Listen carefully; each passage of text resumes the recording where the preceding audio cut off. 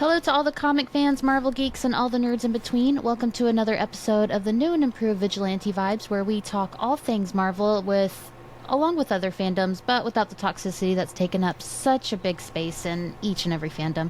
I'm your host, Megan Nicole, and today I have a very special guest who's going to help me break down and review a classic but questionable movie, Howard the Duck.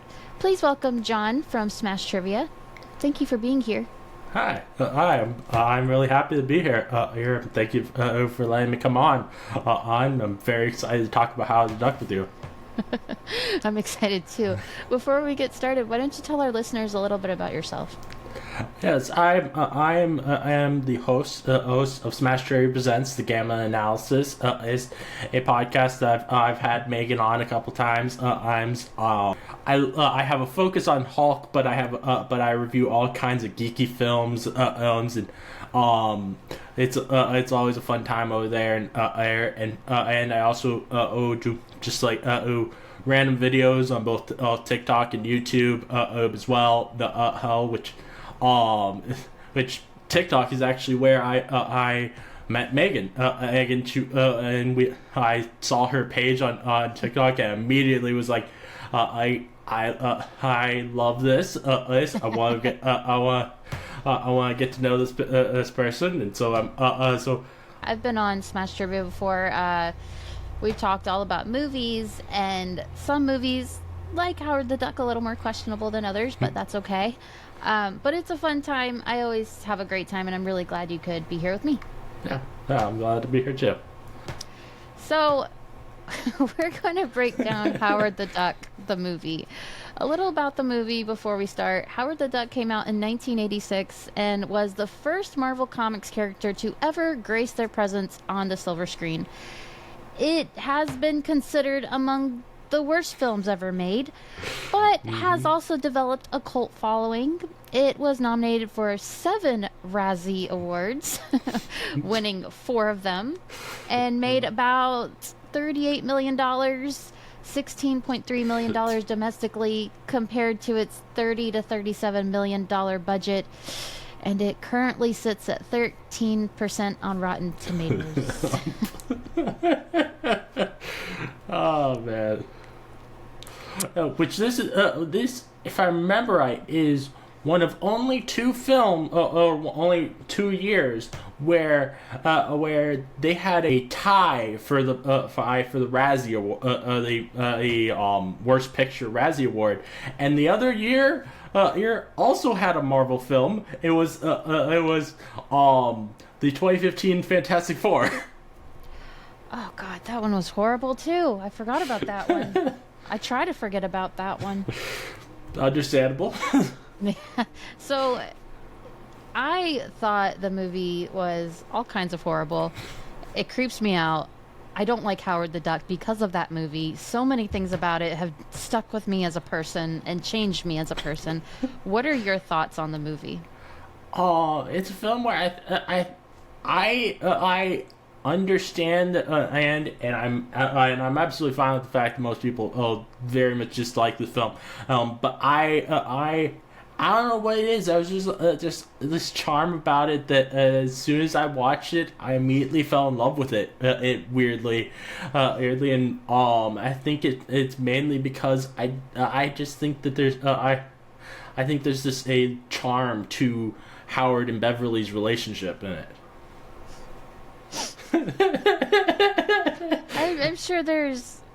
I'm trying so hard. I'm sure there's a charm. Hey, it's okay. Say all the bad things you want about it. I'm absolutely fine with it. I've gone on other podcasts before talking about it, and I've never met anybody who liked it as much as I do. I even went on one where it was where we were not only reviewing the film, but we were supposed to. We were doing this kind of game where we were supposed to fix the film, and it was a lot of fun on creating our own versions of the movie. That's kind of cool. Yeah. Yeah. Which shout out to the Reshoot Movie Podcast, which was where I did that on. Oh, I like them. They're very nice. Yeah. Yeah, that's really cool. So yeah, you're like the only person I've ever met that liked the movie. Even when I saw it when I was way too young to be watching it, I hated it. I hated it so That's, much. And I uh, remember, I think my dad mentioned something about it being a superhero movie, and at that point, I had watched like the animated series of X-Men and Spider-Man and Batman, and I was like, that's not a superhero, and that screwed me up for a little bit. I feel like it's more apt to call it a comic book film than a superhero film because it's not really. He's not. I wouldn't say he's really a superhero. Like though he does.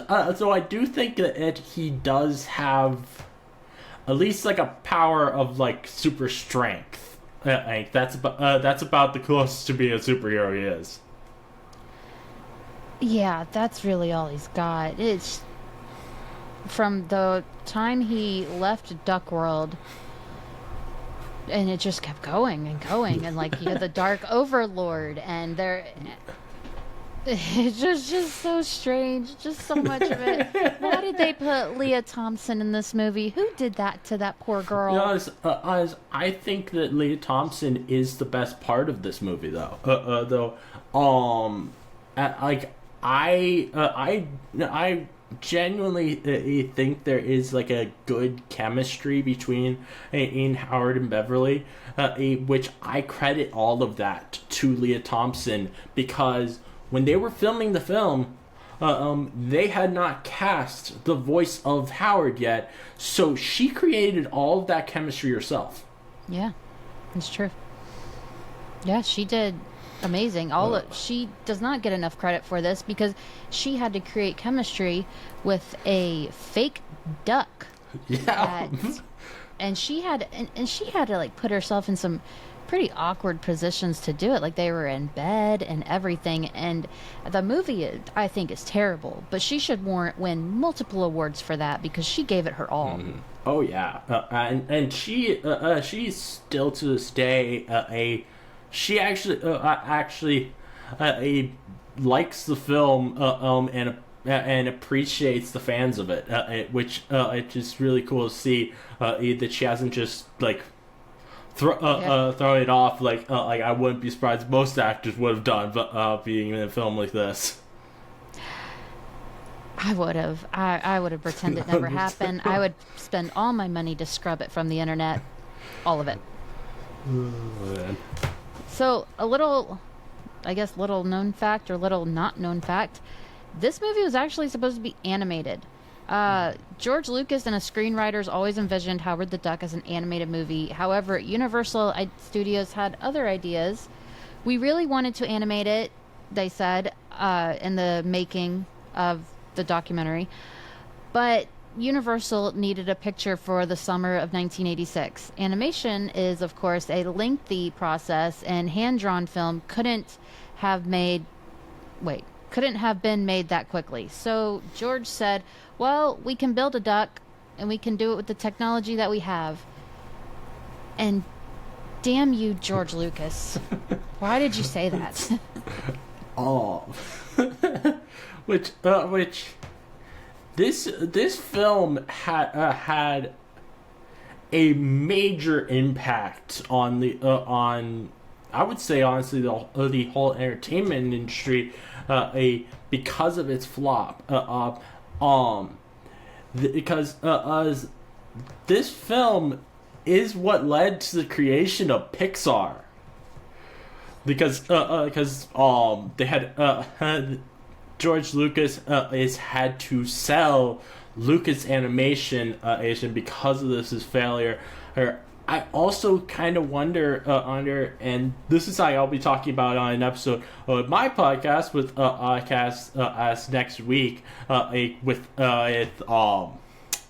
Jeremy Plum, I believe his name I is, love him. who you had on your podcast as so of how I believe that if had this film been successful, not only would Disney not own Marvel now, but also not own Star Wars now. I think if this film had been successful, because I think that this film's flop was definitely a contributing factor towards not only them having to wait for or so long on till the beginning of the 2000s to make any more Star Wars films, and then also in the 90s is with Marvel's bankruptcy. I bet this had a contributing factor there.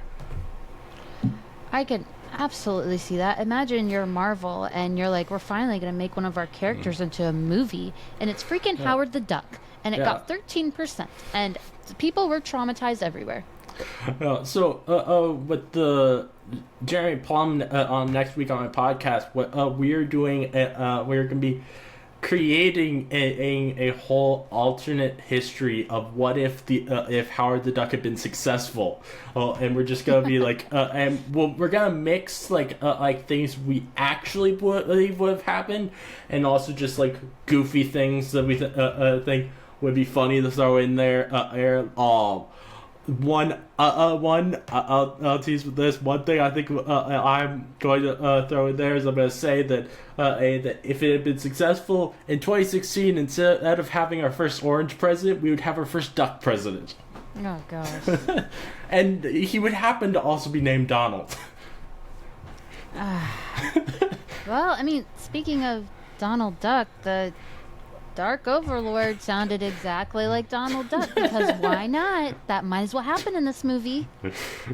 When I first watched this film, so I was assuming that Dark Overlord, the universe, was just something they made up for this film. No, that is actually an obscure comic book villain. Apparently.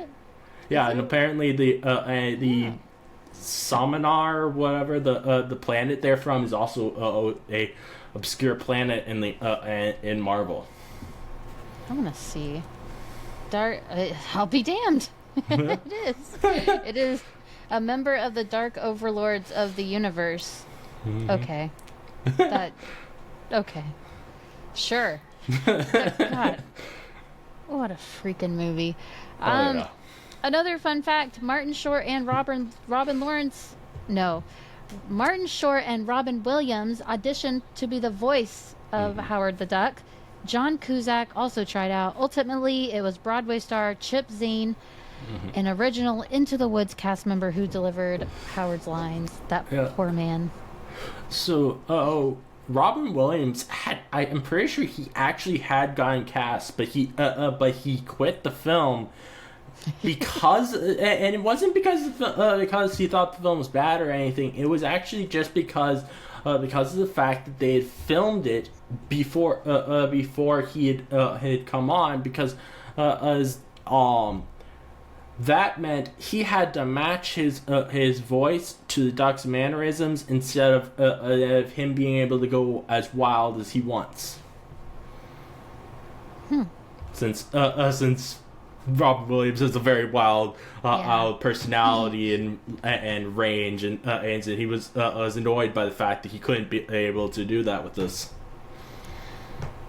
Yeah, I could have seen Robin Williams doing it, but I think it going to Chip made the most sense. It fit. Yeah, I think Chip's voice always worked for Howard.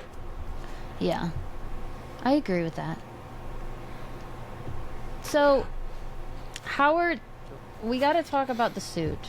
The Howard the Duck, the Howard the Duck. It was incredibly complex. Which you would not think, but it is. Unlike most high-tech creature suits that have been built in the past, all of Howard's wires, motors, batteries were fully contained inside his body. A 4-puppeteer team was in charge of regulating facial expressions with a remote control. Apparently, their individual jobs were very specific. One person was only concerned about the eyes. Someone would be doing the mouth, and someone else would be doing the nose. It was apparently a nightmare of coordination. I bet. Yeah. It's just what nightmares are made of. I feel like this is a film where it had to the people behind the scenes. It had to have been a labor of love for them, and I say that because this is even though I like this film, I understand and why people dislike it, and I can't imagine this is something that you would do for the money, because I think it was spelled out before this film came out. This was not going to be making a lot of money, so so there must have been like some kind of passion there if it's not about the money. I don't know. I can't imagine they made a good amount of money there. Yeah. But I mean, it was so long ago too, so whatever they made would not be anything now. But at that time, I'm sure it was a okay amount. But imagine like your job title is Howard the Duck's eyes. What do you do? How do you even get paid for that? Is it like a salary? Who knows? Oh my god. Like, I had to rewatch this movie to prepare for this, and I just sat there like, oh my god, my parents let me watch this. Yeah, There's a topless duck in a bathtub. Yeah, this is a film, and I've talked to multiple people about this, is how I don't think they knew who their audience was, because it feels like they're trying to have both the child audience and the adult audience, and it's a weird combination. They're not willing to go as mature as an actual R-rated film, but they're way too mature for it to be a child-friendly film. I think that's exactly it. They have no idea who they were targeting to, so they just kind of did it, and they're like, let's make this really weird duck. He's already a known character, so if you read comic books, this is for you. But if you like little pervert ducks, this is for you. But kids, if you like ducks, this is for you. If you liked anything Leah Thompson was in, this is for you. Turns out it was for no one. And the fact that, okay, what made me the most mad is that, like, I wanted to watch it for this episode because I haven't seen it in so long because, trauma. But I had to pay to watch it. Like, it's not streaming anywhere, and I still had to pay like $4. Yeah, it's an annoying thing where it's sometimes streaming places, and then sometimes it's not, and it's really annoying that it's a very 50-50 thing whether you're gonna actually be able to watch it or not. I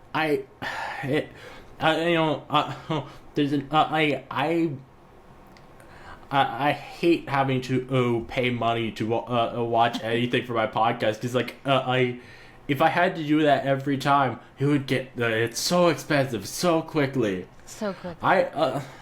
Because of that problem, I actually just bought a DVD of the entire our 70s Hulk TV show because I knew that it's never going to be streaming anywhere, and I'm like, nope. I'm not spending any like $2 every week that I want to review this.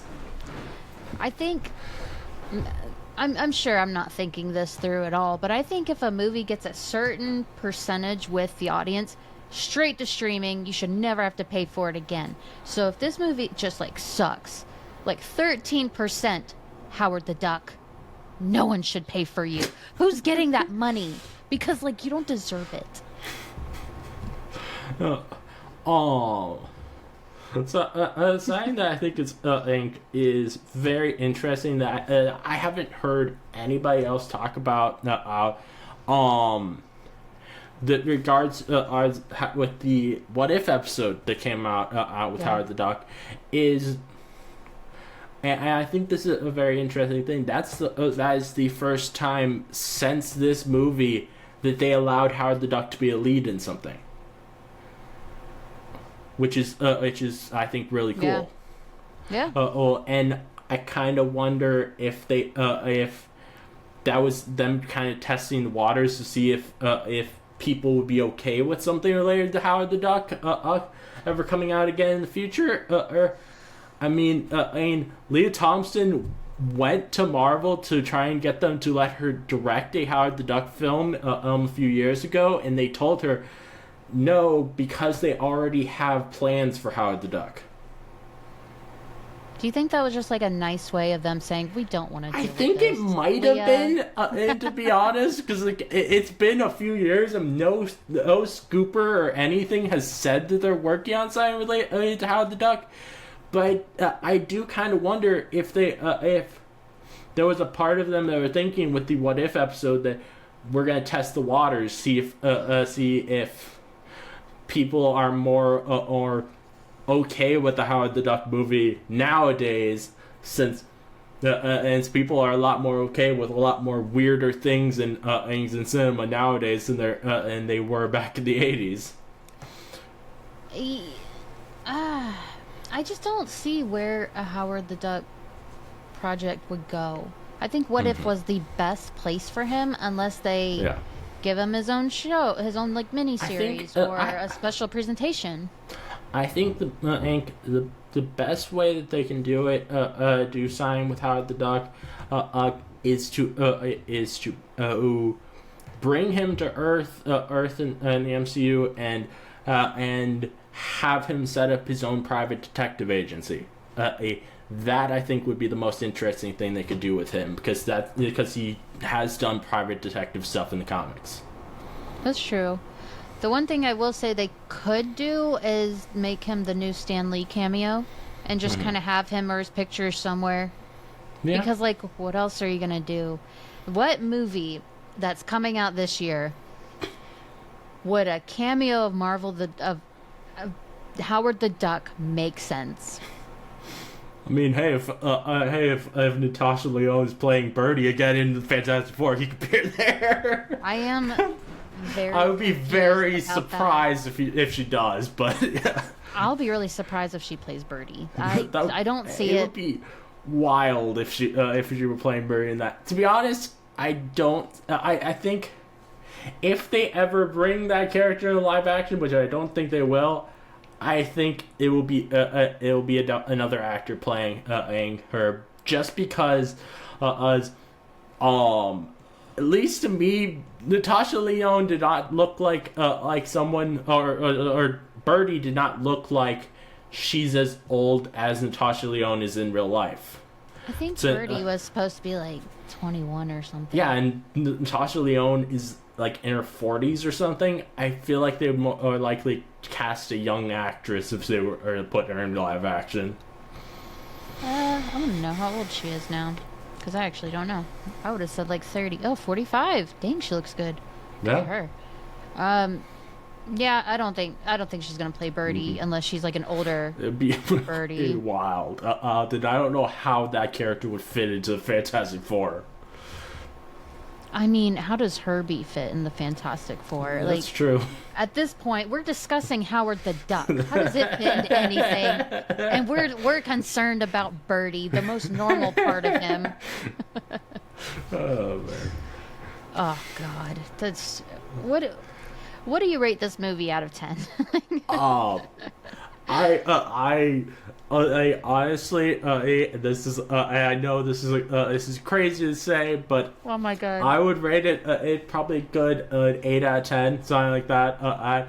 But that's just my personal feelings. I do not mind if you rate it really lowly. I do not mind. I respect your decision. I would give it a 0. Understandable. There was absolutely no. I'll give it a 1 because of Leah Thompson. But other than her, there was absolutely no part of this movie I liked, and I did not realize I hated it this much until I rewatched it, and I was like, "Damn it, John! Why?" Hey, I'm on a mission to make as many people watch Howard the Duck as I can. Do you work? Are you the guy that controlled the eyes? Is that you? I have literally made probably 3 or 4 podcasts at this point on review Howard the Duck, and even if the people absolutely hate it, I still find the episodes absolutely hilarious to listen to. And you know they've all rewatched it. So you've made Howard the Duck at least like $20. That's more than he's made in like 10 years. You should work for Marvel. That's actually pretty diabolical. I'm impressed right now. Oh man. You're gonna go do the same thing to poor Jeremy next week. Oh man. Oh, well, I'm not gonna make him actually watch it. We're just gonna talk about what if it had actually been successful. And based on how we've talked in the in DMs, I'm guessing he has seen it or before, or the. Jeremy is an amazing person. I cannot think of a better movie for him to talk about. He's so funny, and this movie lacked everything funny, so he will bring it to it. It's so bad. Oh man. God, what a stupid movie. Oh, God. I'm so mad. I even asked my husband, like, do you want to watch it with me? He's like, absolutely not. Good luck. You're on your own.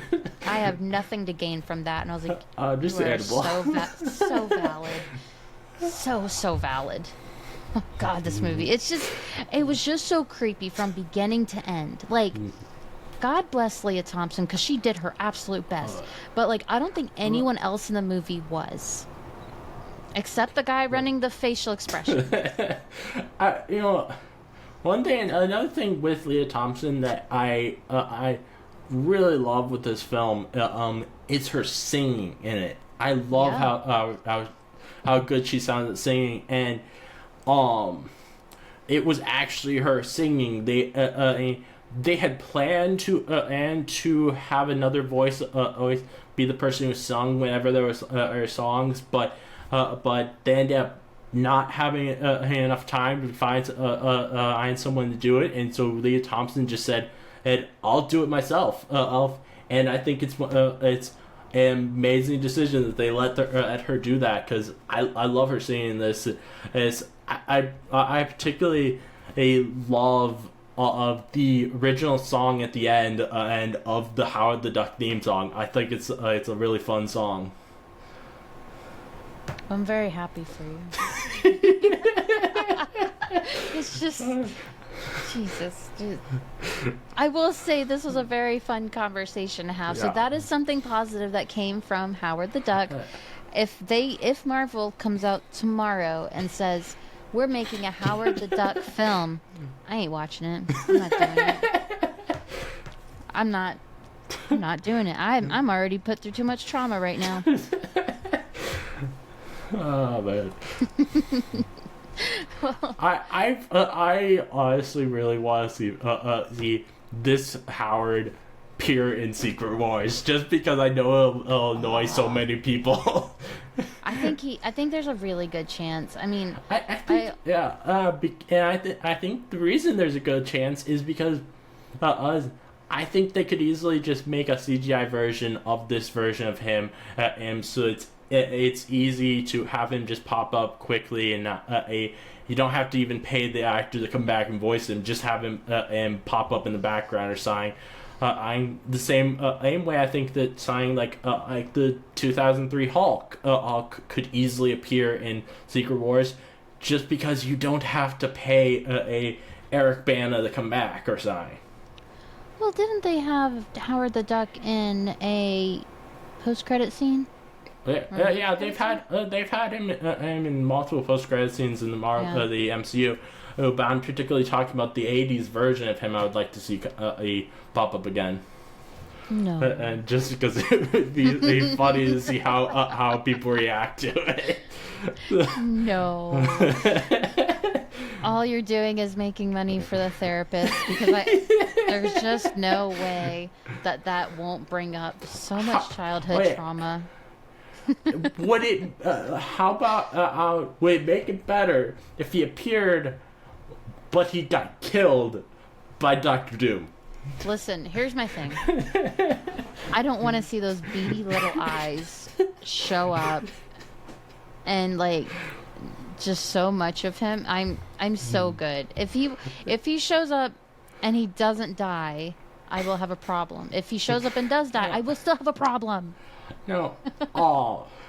sign that I brought up to multiple people before that I think is very interesting is the narration when he is sent to Earth. Do you remember? Remember the narration in the film? It is about as good of a definition of the multiverse as it gets. And because of that, I will die on the hill that that this is the start of the Marvel multiverse on film. Oh gosh. Oh gosh. Well, I support the hell out of you for this because this is such a big thing to say. You're so saying so many big things. I'm gonna think about these like a lot too, because it's like, was that the beginning of the multiverse? It said like worlds without end, and in one world, what is fiction, or what is reality, is mere fiction on another, and that just feels exactly like what the multiverse is. Oh God, you're right. I cannot fall for this. Never mind. I feel like it makes more sense for it to for Duck World to be another universe than it just be another planet. Like I don't know, it just that just feels like that makes more sense to me. It's just, oh God. When I picture a Duck World, that's not what I think of, and it's not what I want to think of. And it's like, Yeah. like the ducks that are laying in bed, the ducks that are in the bath, and it's like you didn't have to show that. You could have just not done. Someone made that. Someone, the same way they made Howard the Duck, they made that naked duck. Yeah.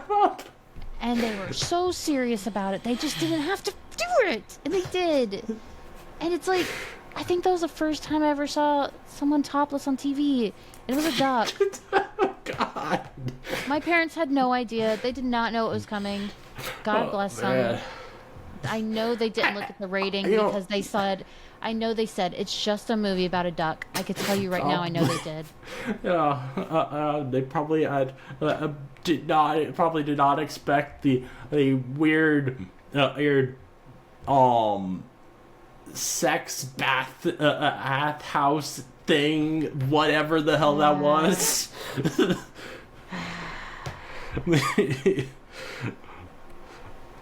That's just. Aside that, I kind of wonder about because at least during all the time that I was a kid, I never saw this be a film that popped up on like the TV listings. And I kind of wonder, since like since normal TV stations, they have to remove things to have it be allowed on TV. I wonder whether they would have removed the duck tits. Which is I don't know. It's just that's just I find funny to think about to me. Like did someone have to go in and digitally remove those? I think we're thinking too much about this. Probably. Because like halfway through my thought, I'm like, did they? And then like, Megan, stop. You're going too far into it. So you graded this movie an 8 out of 10. An 8. Number 8. Are you sure? Yeah, I'm sure. Or I probably would rate it higher, but I don't want to annoy you too much.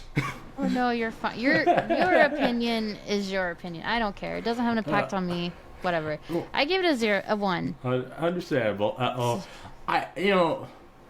Sign that I think it's interesting with this film, because I don't think a lot of films from this time I'm delved into stuff like this is like they had like they made a point to who like kind of call out the scummy people in the entertainment business who try to force women to do things for them, and I think it's kind of cool that they called out something like that. in a film from the 80s. Since back then, a lot of those kind of things were are very much covered up. Yeah, that's true. It was a pretty gross time. I mean, some of that stuff's still happening. And Oh yeah, absolutely. it's But just I like that it's at least being called out. It's true. It's nice to see that it was being called out even then. But I mean, this. It's just such a bad movie. So, as we wrap up, thank you for being on. I literally would never have done this because of trauma. But Understandable. where And I'm can our sorry for listeners- making you watching it. It was worth it. It was worth it to do this with you. Right. So where can our listeners find you? You can find me on Smash Trivia. Just look up Smash Trivia or Smash Trivia John on basically every major social media, and you'll just look for the guy with the green head in the profile picture, and that'll be me. You can listen to my podcast, Smash Trivia Presents the Game Analysis, on most major podcast platforms, and